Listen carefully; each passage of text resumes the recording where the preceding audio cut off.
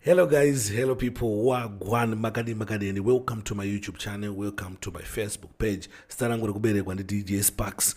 Tiri panapa patinongokuigira zvinenge zvichiitika kuti mugare muri up to date, mugare muchiziva zvinenge zvichiitika. Vanhu vazhinji vanogara vachita problem yekuti no, why mamiracles achiitika kuchete chete, ko pamunofamba uma musangane here nevanhu vanenge vachirwara, pamunofamba uma musangane here nezvirema. Saka ndine video la Prophet kuda kwashe Jose langonakidza ngwari mu South Africa. Then vangosangana munhu anga ine problem yegumbo vachibva vatomunamatira achibva atopora. Because vanoita kuti no, Jesu anaifamba inzi akasangana nebofu kwakati, akasangana kwakati, ko wai mapofu enyu achingowanika kuchechi chete, wai vanhu vane maproblem enyu achingowanika kuchechi chete, ko mastreets havamwe here. Saka nguva yakuti ndibve tangosettle nyaya ibve yangopera. But before ndisapinda panyaya guys, ndifunga muri kuona kumashure kwangu kwakanyorwa kunzi Graphicos Marketing Agents. Ndaya namazvikokota panyaya dzekubranda mota. Vanobranda mota, vanoita maposters. Let me show you so that vamatongoziva zvinenge zvichiita se zvinenge zvichiitika. I want to show you my services ese avanoita mubatsirikano. Right, as you can see kuti vanobranda mota. Idzo ndimota dzamuri kuona idzi, idzo ndimota dzavanobranda, ende namba dzavo ndo dziri kufamba pazasapo. Kana pane vada kuzobrandirwa mota, munovabata panamba idzodzo. Havabrande mota chete, vanoita even maposters, vanoita maflyers, zvakawanda zvavanoprinta, anything to do with printing vanoshanda ikokoko. So guys, munofanira kuti muwaite semuwatsvage muona. Ndofunga ese as you can see kuti ikombi yakabrandwa zviri kunyatsooneka guys. So guys, makasununguka kuwabata panamba dzavo kana kuvavisitira paofisi. Vane ofisi ka iri pane bhelo apo, it's kona Robson Manyika na Julius Nyerere. Munofanira kuenda pa makawafonera panamba idzi makati kuya takuona ofisi ndata sei vanhu vari professional zvikudaro. Ende ndo vanhu vakatobranda mota yangu. Let me show you. Boom. As you can see, boom. Chikomana chakabrandwa ndo vanhu vakaita mota yangu. So guys, makasununguka kushanda nawo. These guys are good ende vari nemaprice ari reasonable, vane maprice anoshandika nawo. So ekuti makataurirana hapana chinomboita se zvinombonetsa. Others for now rega tichimboone video yanga chamboreva riya toona kuti tingabatsirane sei, tingakwanise kuwana kubatsirikane sei.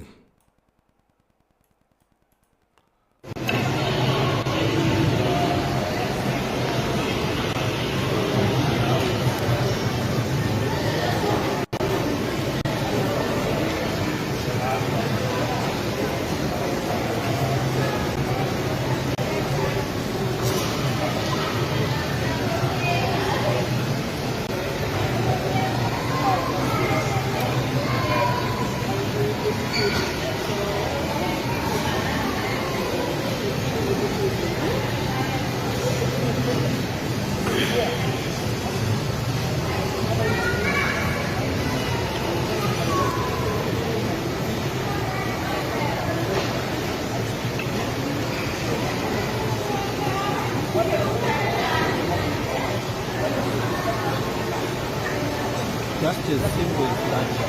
You see,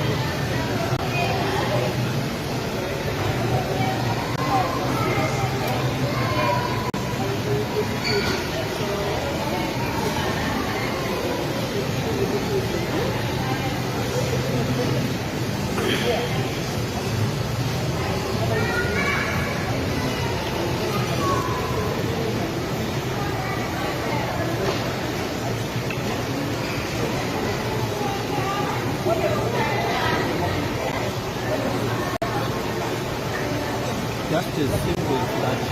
You see,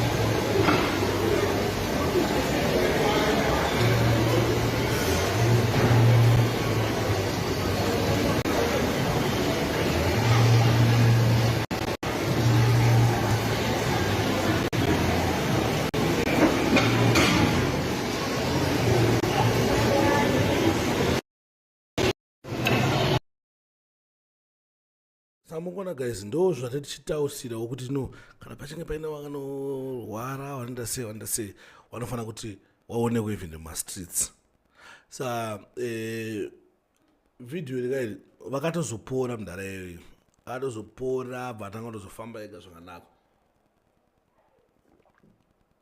izvezvi izvi ari right saka ndichitarisira kuti zvinge zvichiitika izvi mhuri yezimbabwe. Anyway, thanks for watching, thanks for supporting Zimbu at ITV. Don't forget to subscribe. Thanks for supporting DJ Sparks ZW. Kune timu yangu the timu yangu ida kubrandisa mota, ida kutisa maposters, maflyers kumachechi machi ndauya netimu ichingotora inhamba dzevakomana vandinawa ndo vanopedza masports iwawawa. Vane maprize ari reasonable, munongobata panhamba dzavo dziri apa idzo kana kubata nhamba dzavo dziri pascreen. Kana mukuda kunyatso let me try to zoom in nhamba dzavo zviri pachena munyatsooneka. Nhamba dzavo ndo dziri pamusoro apa idzidzi, munogona kungoita sekungowabata then boom boom boom boom boom boom then boom.